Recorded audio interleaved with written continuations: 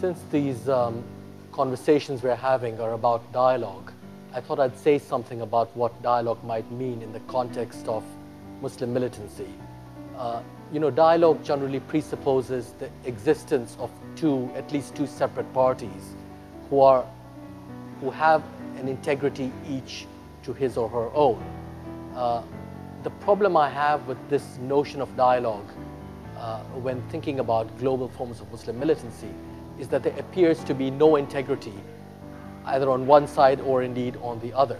Because when you think about people like the recent bombers, the brother Tsarnaev in Boston, here you have figures who are completely American and Americanized. It's impossible to think about them as somehow belonging to a closed ideological world of their own. Indeed, you can look at their violence entirely within the context of American forms of teenage or young male violence, which includes school shootings and other forms of grave damage. So how do they in fact differ from something that is actually quite intimate, a form of violence which is quite intimate to the United States? Of course, they are particular, or they were particular in a number of ways, but the point I'm trying to make is whether we're dealing with them or we're dealing with other forms of Muslim militancy whose claims are global, is that none of these people seem to have any notion of a separate world, one that is hermetically sealed, one that has its own form of integrity. Indeed, whether you look at the statements of someone like Osama bin Laden or now his heir, Ayman al-Zawahiri, and any of the minions who follow them, what comes through very clearly is the fact that they draw all their categories and indeed forms of debate from their enemy, from the West that they fight, which is why they claim to be so intimate with this West.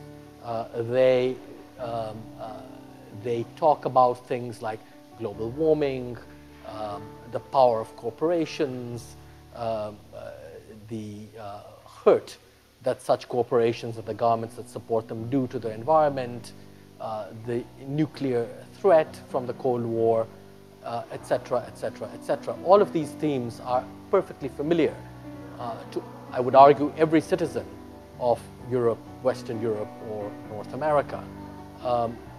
And this is how they make sense.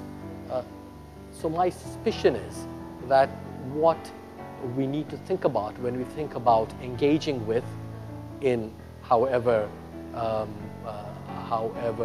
mollifying or aggressive a way, is to consider for one moment that an engagement of this sort must be an internal one, because I want to argue that it is in fact internal to these figures I've been describing. They see themselves as part of a single global context.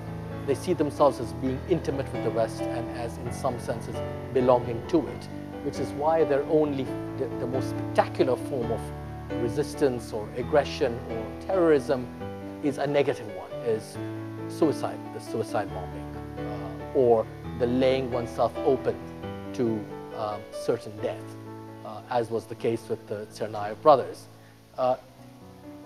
This negative form of aggression, I think, does nothing more than signify and illustrate their internality to the world of their own enemies. So I'd like to close then by suggesting that the only way in which one can engage with, whether in dialogue or in other forms of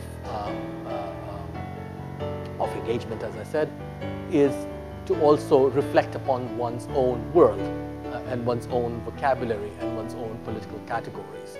There has to be a kind of internal dialogue, because that's the only form in which militancy itself makes itself felt in the world that it seeks to destroy.